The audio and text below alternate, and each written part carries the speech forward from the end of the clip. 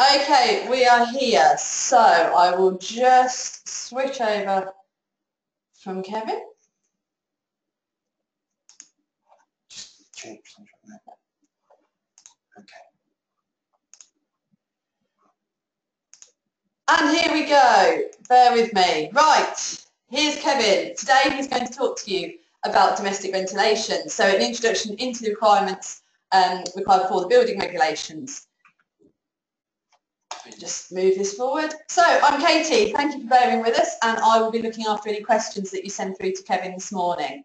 You can use the question pane on the right hand side, and again what we'll do is we'll try and pick up any questions as we go along. Alternatively, we'll answer those at the end. So to start, a little story for you if you picture the scene. The first caveman, he's outside, he's cooking on a fire, but it rains, so he goes into a cave. He starts another fire. Immediately, the need for ventilation becomes apparent, and at that point, it's over to Kevin. Good morning. Apologies for the technical difficulties. It's not at our end, it's somewhere in the Citrix cloud system. And I'm conscious that although I've got an awful lot of people attending at the moment, there may be a good percentage of you who still can't hear me. So if you do speak to colleagues who've attended and had difficulties, obviously this will be going up online on our YouTube channel once we've finished.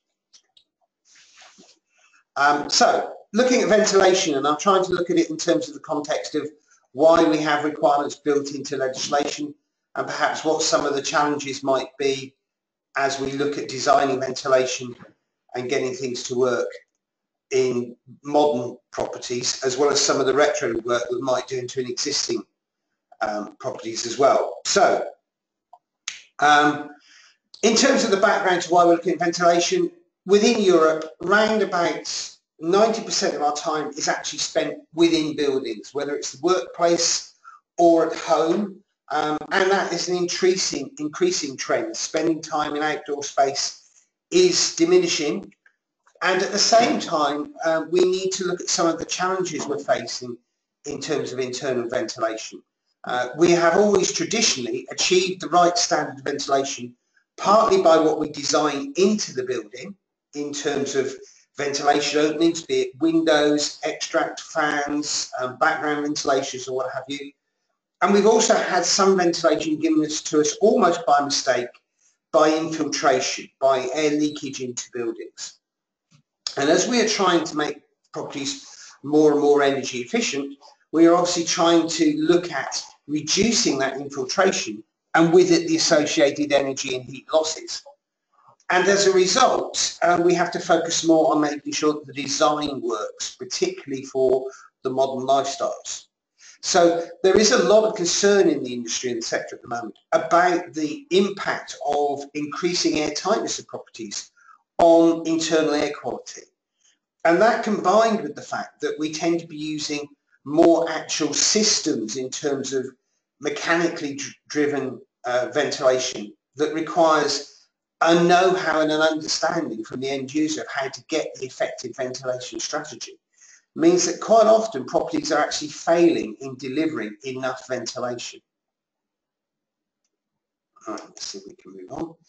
So what we're trying to do is remove pollutants from the atmosphere. Now, when we put a building together, there will be an awful lot of things that go into the atmosphere of that building during its initial construction or during part of the process that actually means that the materials that we construct the building with, the decorating, the way in which building off, actually then sorry, I'm just going to reduce the feedback. Some of the other sounds. Right. Hopefully that's reduced some of the feedback. So all the materials we put into the building will still give off elements that might harm or prejudice to health over a period of time. As well as that, the fittings put into the building will tend to give off particles that are only microfibers. Our normal everyday living, our cooking, our heating, that will also tend to mean that we are giving off steam, combustion products, and other pollutants into the atmosphere. And then the whole issue of trying to deal with how we clean chemicals we use in the premises clean, can actually mean that introduces other pollutants into the atmosphere. And then there's the people and the animals. And as a result, we do still have this issue in terms of trying to see how we can deal with what we actually do in terms of the environment. Picking up the somebody still doing a bit of feedback. So although we originally tried to avoid that by me being in a separate room to Katie, Katie's now gone off into a separate room in terms of trying to make sure that we move forward and can give you what we're trying to deal with. So there's an awful lot of pollutants we have to try and address. The reasons we need to look at this is that it takes relatively low levels of elements within the atmosphere to start causing us a problem. Cooking particularly can increase oxides of nitrogen fairly significantly. Once we get to enclosed air conditions, we can end up with the situation where relative humidity levels tend to rise and temperatures can tend to rise if we're not getting the ventilation strategy right. And then the little friend on the bottom of the screen there that we've got at the moment, the house dust mite, will tend to thrive. And it's fairly frequent in the press at the moment to hear that people are suffering with more and more allergies to things like house dust mites as a result of problems with increased air tightness. But to achieve possibly a decent standard of energy conservation, we have to look at improving air tightness and reducing infiltration. So what do regulations say? Well, we have different regulations in England, Scotland and Wales, but they are all very, very similar and they all have the same aims in mind. So basically, we have regulations in England and Wales that say we need adequate means of ventilation for the people in the building. In Scotland, we say that the building must be designed and constructed so that the ventilation is provided and that the air quality in the building is not a threat to the health of the occupants. And then generally, what we're looking at in terms of how to achieve those standards in any of the countries is to provide ventilation systems that will take out moisture and pollutants at source before they become hazardous to the health of the people in the building.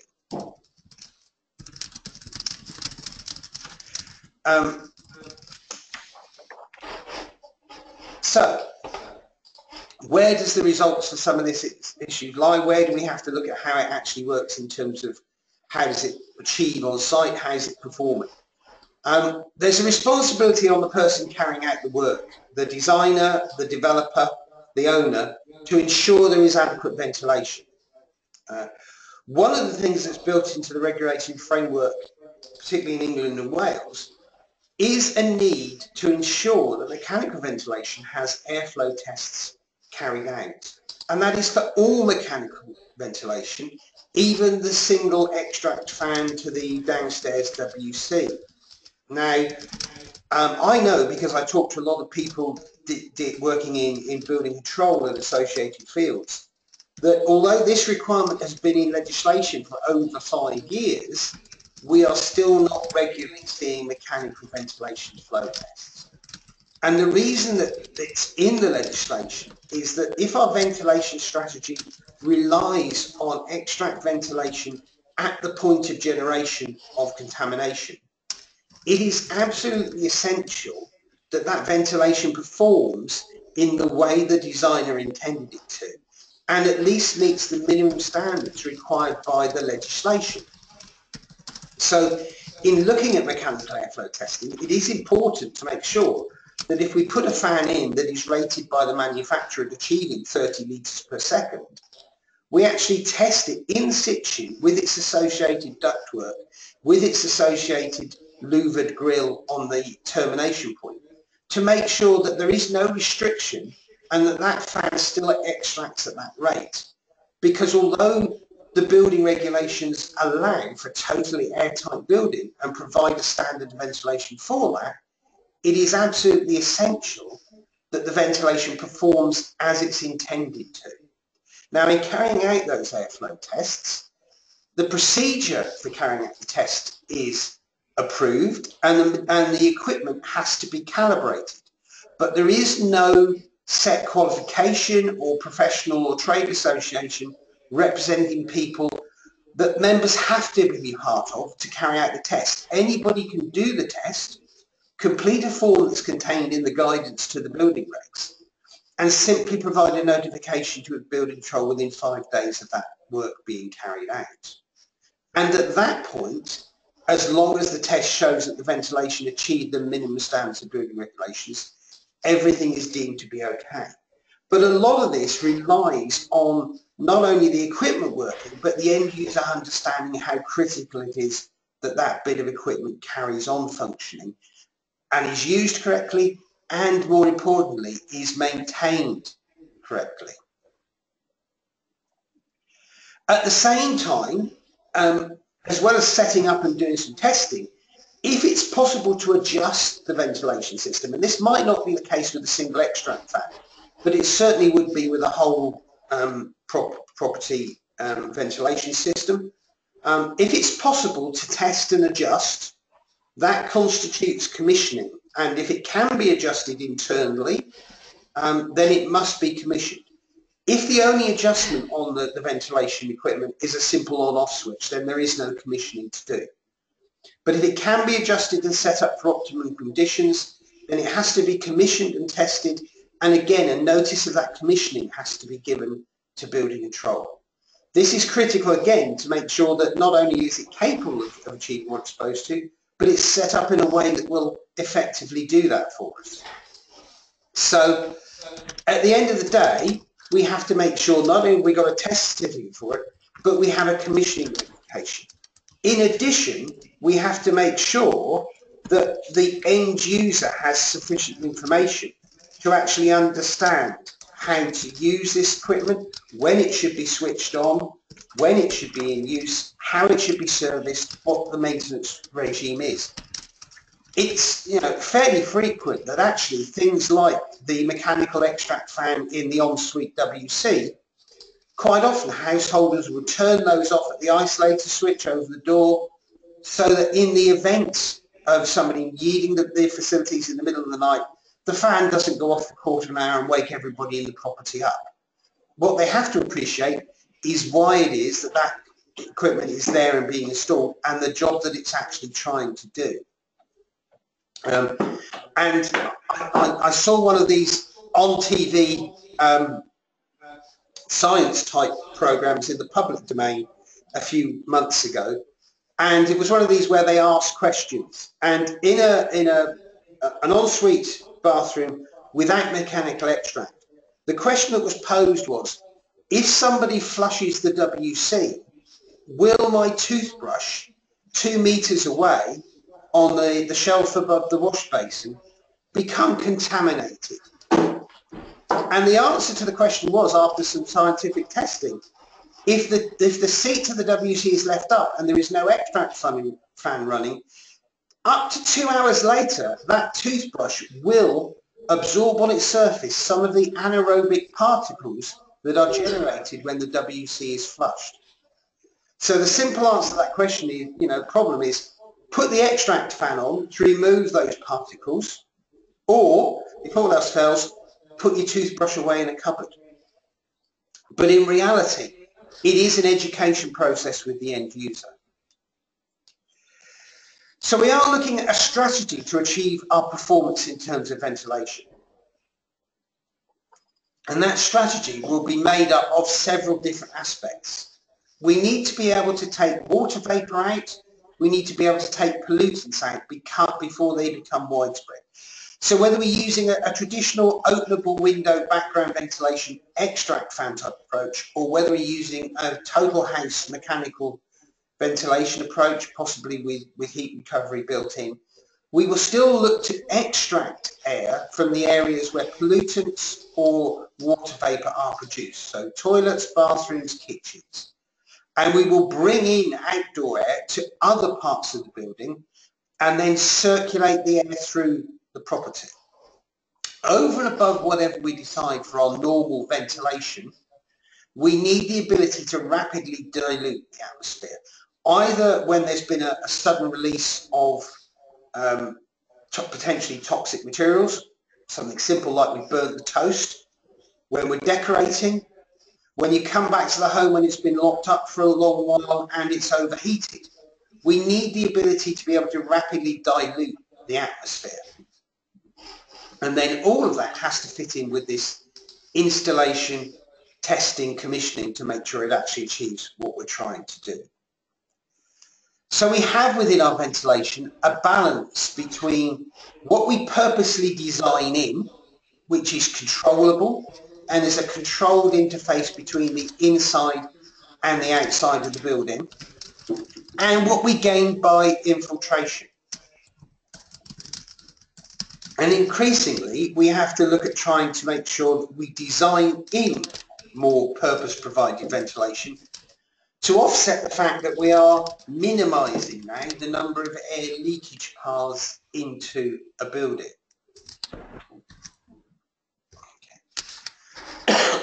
So, our ventilation strategy will be on some form of extract, but we can't just keep simply extracting from the difficult areas. We have to also try and make sure that we bring in inlet air.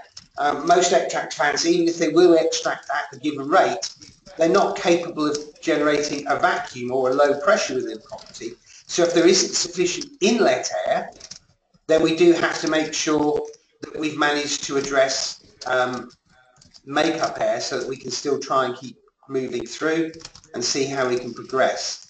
Right, I'm just having a look to see if we've got any questions. Unfortunately, the folder is fairly full of audio issues at the moment, but I'm just flicking through to find some and pick up a question. Right. Okay. Right. A couple of questions, or at least one that's come through at the moment, which I think relates back to this this issue of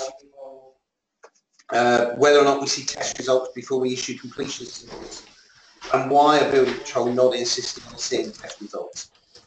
I think there is an element in terms of the requirement to test extract ventilation systems.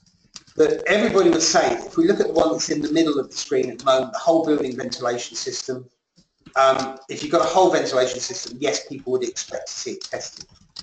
I think in reality, because with individual extract fans in kitchens, bathrooms and the like, we've been used to a very long time to accepting them on the basis that they do what it says on the fan, then I think that there's a sort of change required in perception of how that actually works. There is a reasonable argument to say that if you've got an extract fan that is rated at 30 litres a second, you've got a straight bit of duct that comes off the back of it that maybe goes just straight out through the external wall, so maybe 300, 350 millimetre long of ductwork, and then just has a fairly open levered arrangement on the outside, that actually in common practice the majority of times that fan will do what it says on the tin and it will deliver the 30 litres a second. The concerns come where we've got convoluted ductwork lines, where ductwork may be constricted going through smaller openings, or perhaps where we've got flat duct or bends and changes in direction of ductwork which will disrupt the airflow. Then I think there's still an issue in terms of realistically we should be asking for a test. The problem with some of this stuff is things like extract fan testing and commissioning certificates on some of these bits and pieces, whilst the government, the guidance that comes out of government tends to say, to be honest, you shouldn't be issuing your final certificate until such time as we see a test result. In reality, there aren't necessarily any legislative teeth to back that up, other than to go back to the base regulation and say, does this building provide adequate ventilation or not? So the judgment call about issuing a completion certificate or a final certificate may still be, do we feel there's sufficient ventilation in this property? So we do have to look at a combination of ventilations to get there, and the traditional type of building we've been building for the last 30 years or so We have extract ventilation to the polluted and moisture areas. We have background ventilation, which may or may not be used by the end user. And then we have purge ventilation or rapid ventilation, if you like, to enable us to deal with any immediate concerns. So, air pressure testing. We are looking for air pressure testing in accordance with Part L of the building regulations to determine a air leakage standard, and this is part of the issue we've got. The minimum acceptable performance in England and Wales at the moment is 10 metres cubed per hour per metre squared of floor area, and you can achieve that if everything else is fairly solid in the construction and you've got a hole about the size of a 20p piece in every square metre of the envelope. So although it's a reasonable standard of airtightness, there is still leakage going on. Houses we are building now could quite easily achieve a standard of 3. Passive house is down to around about 1. But the critical differential in terms of Part F is 5. And Part F, in terms of ventilation, gives us 2 different ventilation standards. One for an airtight building, which is anything that achieves less than 5 on a test, and one for a leaky building, where we have a greater air leakage than 5. And the concept with that is really that if we have a slightly leakier building, we don't have to design in so much ventilation. Now that can leave us with a quandary, and I would say now that talking to designers out there, the best option is always to design as if the property is totally airtight. And that way the worst that's happened is that we've designed in a little bit more ventilation than we actually have to. Right, a couple more questions that have popped in. I have a big living area that I want to split in 2 to create a new room. The new room will only have an opening vent that will provide 300mm of purge ventilation, less than 1/20th. How can I comply with Part F without having to install a bigger window and go through a planning application? To be honest, if you've got a small room and you can't get a sufficient area of window in terms of purge ventilation, your only option is to achieve purge ventilation by another manner, which really means mechanical extract and a mechanical ventilation to provide that purge ventilation system. You can potentially ventilate one room through another, but you have to look at the size of openings in between and the combination of openings on the external face. And then a common problem seems to be overheating due to buildings being designed with a greater level of airtightness. Is Part F whole house rates to be revised to keep up with this? There is a lot of work being done on indoor air quality and Part F at the moment. The intention when the current Part F in England was introduced in 2010 was that it was designed to deal with airtight buildings, and therefore there would be no need to amend the guidance because the ventilation strategy for buildings with an air pressure of less than 5 is designed for airtight buildings. What may happen is the current research may actually say, okay, we're not going to put in another higher standard, but we may have to revise the standards we have in place. There's a question about purge ventilation and opening windows, and I'll touch on that in a minute because I'll come to another slide that addresses that. And then there's another question also about applying standards to alteration and retrofit work, and again I'll try and touch on to that in another element as we get further through the presentation. Right, so I'll catch up with the rest of the questions in a moment. Right, obviously we don't only work on new buildings, we do have to look at existing premises as well. Now, something you don't necessarily find within the ventilation standards of building regulations is how we should consider the air permeability in older properties. There's a general sort of perception that anything built before 2006, 2008 probably won't achieve an air permeability of greater than 5. We weren't air pressure testing at that stage. Construction standards probably wouldn't have got us to there. But anything after 2008 should have an air permeability test result associated with it, or at least associated with a house of the same house type on the development. So we should have some documentary evidence. Guidance that actually sits in Part J of the building regs that deals with heating appliances actually says unless you've done things like full double and triple glazing, draft sealed doors, windows everywhere you can go, you've filled the cavities, you've sealed carefully around the loft hatch, you've been around doing a lot of other treatment, you're still not likely to get under 5. Having said that, even for older properties, the safest approach to take as a designer is to design that it has got an air permeability of less than 5. And again, all that happens is you may be designing slightly more ventilation than would be needed as the minimum standard. But bear in mind what's in the approved documents are minimum standards. And part of the issue here is that everybody tends to aim to achieve the minimum rather than saying that's the minimum, let's try and aim to achieve something slightly better. So Part F does include 2 levels of provision of built-in ventilation.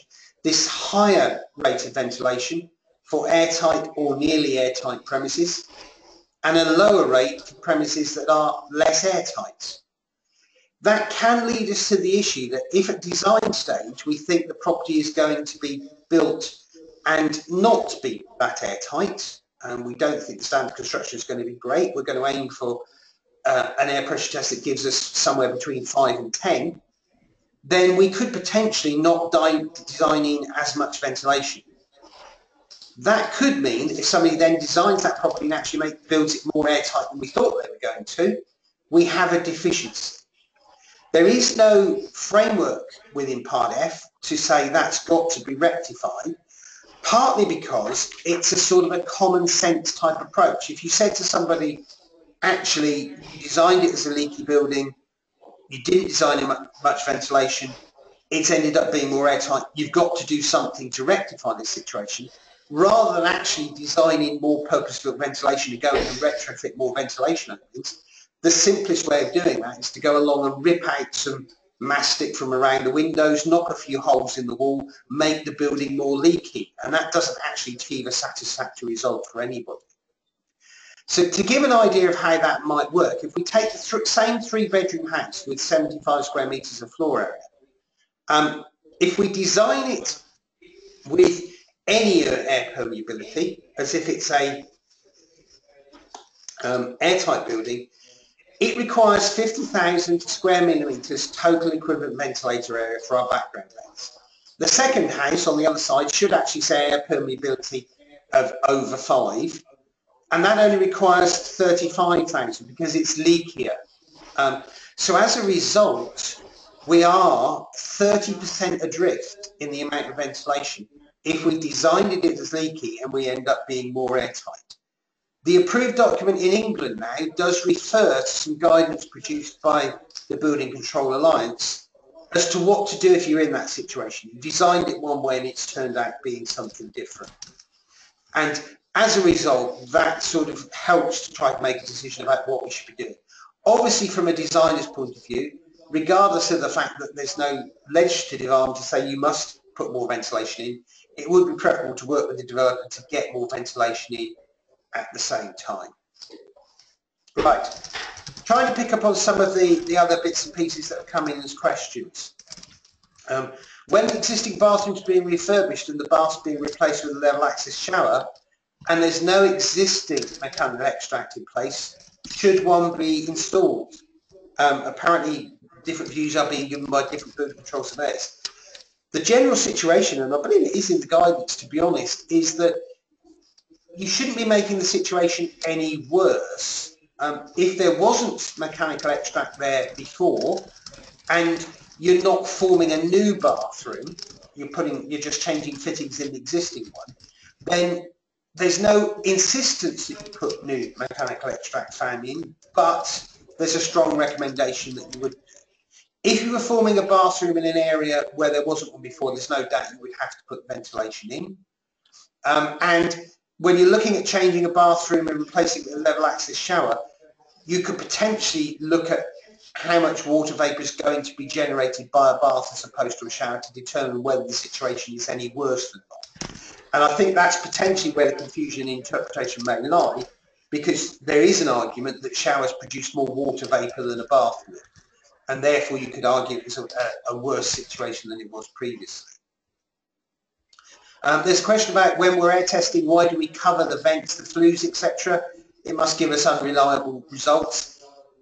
It does, in terms of when we do the air pressure test, it doesn't give us a true reflection of how the property will work in use, because things like vents and flues can be blocked up. It is very tricky when you look at it. You can block up the actual ventilation opening of a background vent. You can't block the junction of the vent to the window or whatever it sits in. It's not necessarily giving you a true reflection of the air leakage in use, but it is giving you comparative test data to a standard, which is what we're assessing. Okay. Any guidance on how to provide adequate ventilation on noisy sites and avoid overheating? You can get ventilators that have sound baffles built in. Unfortunately, they tend to end up being bigger because by building in sound baffles you reduce the airflow.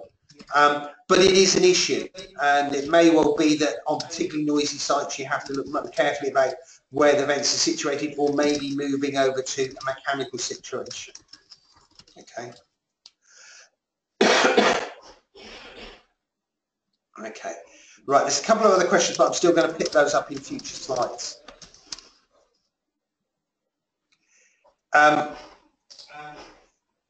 Is the formula for air permeability meter cube per hour per meter squared or meter cube per hour per meter squared? It multiplied by meter squared. When you work it out in terms of the air permeability, in terms of how it's measured, what you're ending up with is how many cubic meters of air do you lose per hour for every square metre of floor area you have. So when it says an air permeability of 5, you are losing 5 cubic metres of air for every square metre of floor area that we have. Okay, I appreciate there's some differences on some of the slides. Some of the other bits and pieces that sit into guidance that we have to consider. I mentioned earlier on about moving air through the building and extracting from the areas where you've got pollutants and moisture, and we have to introduce air everywhere else. The general strategy in domestic properties is to move the air around the building by gaps under the doors, rather than maybe transfer grills in the doors or walls. So the guidance in the approved document does talk about having a 10mm gap under a door to keep this airflow moving, and it does allow for the developer to provide us a larger gap, because obviously the end user may then come in and fit a floor finish, something like a carpet, that may restrict some of that. So there's some guidance there on things like gaps under doors. There's also guidance on, let's try and get the slides to move, background ventilators, which are quite often called trickle ventilators, where we put them in terms of some part being 1.75 above the floor, needed to be controllable, not causing an inconvenience or a draft, because then people tend to switch them off and leave them switched off. So it does tend to be a bit of an issue. But while we're talking about ventilators, it is worth mentioning the way in which we measure the ventilation area. In the approved documents and the guidance to the building regulations, where we measure the area of ventilator, it's measured in terms of the equivalent area. In days gone by, we'd have simply taken the air brick, measured the little area of all the cumulative little holes, and that would have been the free area of the vent.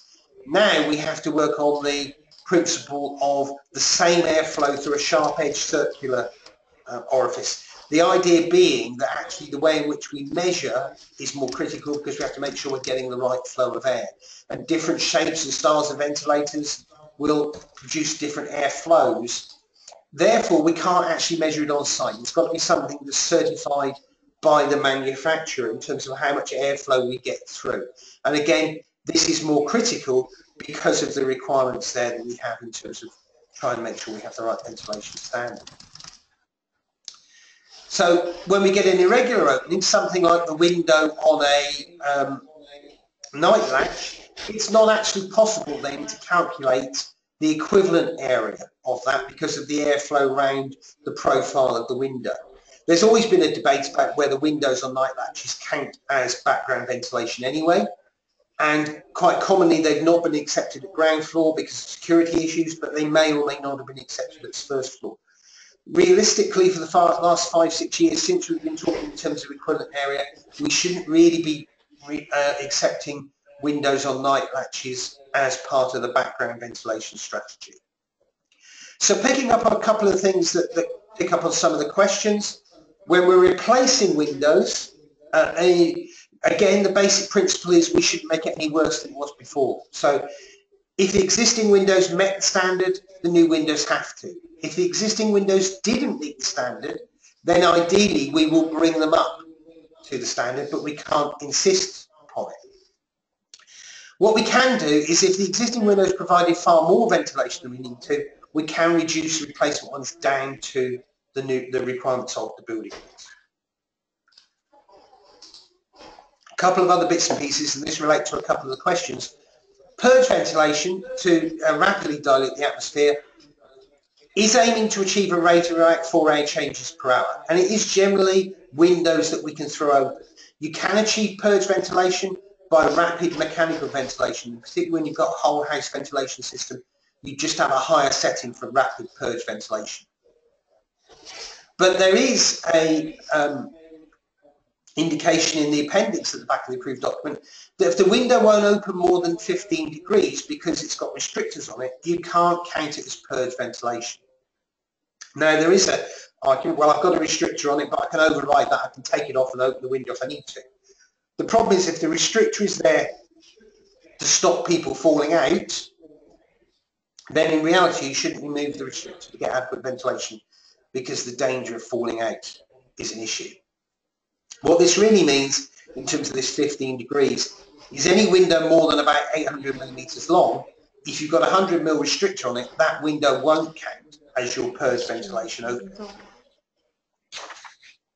Okay, a couple of other bits that appear in the guidance. Extract fans are identified as being noisy and can cause noise issues. It's highlighted in the approved document, but the building regulations don't deal with the fan noise. So that is an end user, developer, designer issue. It's not something that's dealt with from the point of view of the building regulations. But obviously the concern is the fan is too noisy, people will turn it off or not use it because of the noise nuisance. Right, I'm going to try and pick up on some of the other questions that have come through.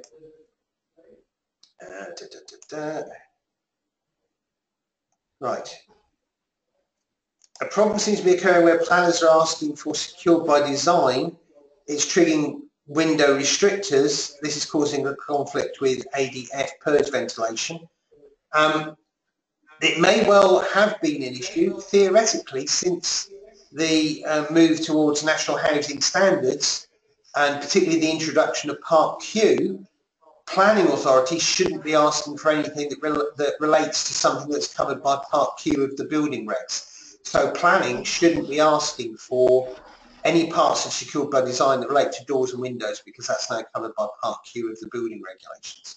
And somebody quite rightly says that the night latch issue that I mentioned about not being acceptable for ventilation is also an issue in terms of Part Q and the security of windows.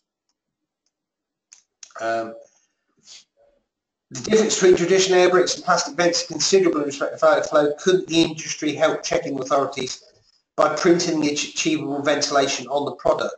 The implication in the guidance in Part F is that manufacturers should be marking up on their product the ventilation area. However, it doesn't have to be on part of the vent that's actually visible when it's in use. It could be in the part of the vent that's in the middle of the door. So it can be fairly useless. As I say, the difficulty is that you can't actually measure the ventilation on site anymore.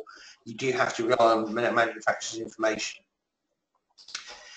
Door undercuts in Part B for smoke contradiction. This idea of a 10 mil undercut or possibly a 20 mil undercut before the floor finish is fitted. In terms of fire and smoke, a door undercut of 10 millimeters at the end of the job isn't considered to affect the performance of a door as a fire door.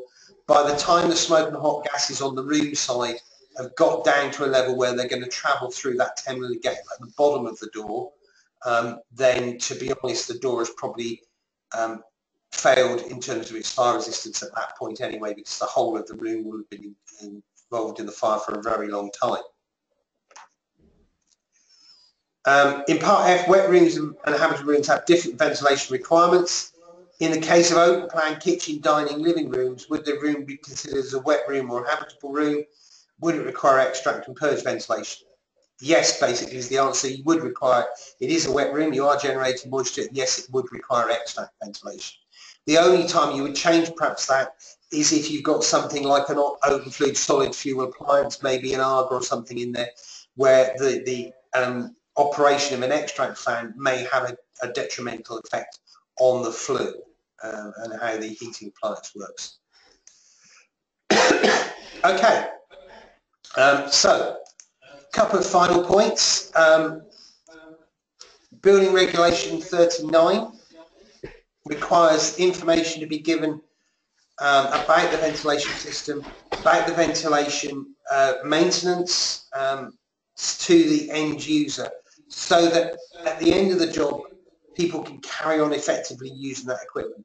One of the big problems and one of the concerns about indoor air quality is that the fans may well work perfectly well at day one, but 12 months down the line they've got significant dust, dirt, grease within them. They're not operating at maximum efficiency.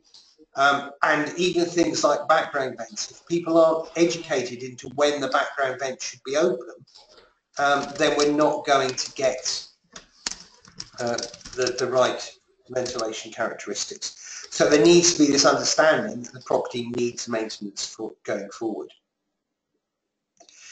Quick question coming about the comment I just made about extract fans and spillage from flues. Do they affect open fire log burners? You will get an effect of an extract fan if it's in the same space as anything that's got an open flue. When you look at Part J, the guidance to Part J of the building regulations, it does give different requirements in terms of where the fan might be in relation to the fluid appliance and what the fuel type is. But generally there may be some concessions in terms of how the extract fan operates, because obviously anything that creates a negative pressure in the room has an adverse effect on the natural buoyancy of gases up the flue. The logic behind that is obviously, in reality, if you've got an open flue, that is working as part of the ventilation strategy for that room anyway. So just a summary slide then.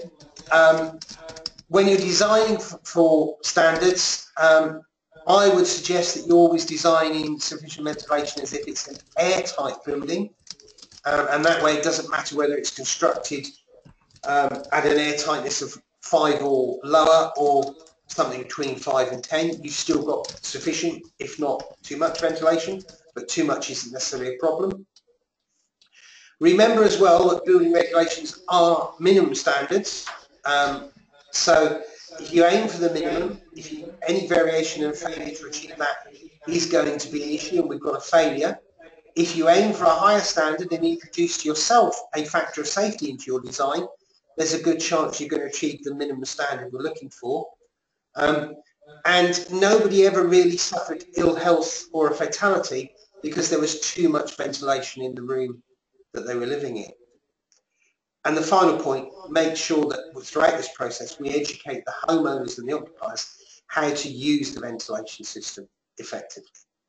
Right, I think that's covered off most of what I was aiming to do today. I think I've caught up with most of the questions that have popped up onto the screen. I do apologise to those of you who are still persevering, who have had some sound issues. I would apologise to those who still haven't had sound restored, but you wouldn't hear me apologising anyway, so there's little point to it. So I'm just going to pass back to Katie now, just to wrap up. Okay, again, thank you all for this morning, and we do apologise for the issues at the beginning. They, dare I say, weren't at our end, but we did everything we could to make sure that this webinar did run today, which obviously involved the shopping around that we did at the beginning. In terms of the content, we have recorded this session, and subject to, again, if it being with decent quality, it will be available on our YouTube channel, hopefully by lunchtime today. Our next online session is the 22nd of June, where Kevin will be looking at the limitations of the planning and building regulations. So if you're able to join us, that would be absolutely brilliant. If you could just pop onto our website, cbuildy.com/webinars, and you can sign up there. We will then take a break for the summer months, but Webinar Wednesday will be back in September, and at this point it's over to you. What do you want us to talk about? What do you want Kevin to talk about? Any sort of subject matter that you'd like us to consider into our schedule, drop me an email, drop Kevin an email, and when we're putting the diary together, we'll have a look at the subjects that you're putting through to us. Just a quick question popping in at the bottom, Kevin. Do you want to quickly grab that one? Is airflow testing necessary, and is it being consistently applied? The argument, the answer to the question is yes. There is a regulation that applies to England and Wales that says that airflow testing is necessary. Is it being consistently applied? No, I think is the answer to that, certainly from the feedback I'm seeing. But as I say, it may be people are taking the practical view that actually if it's a fairly straightforward installation, it probably does what it's supposed to.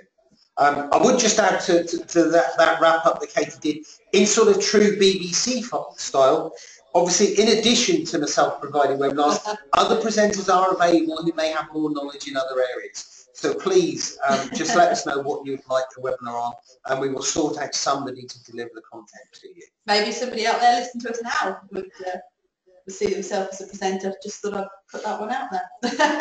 Okay, so that's it for us. Like I say, we'll see you next month. Again, any questions, drop us emails. You know where to find us.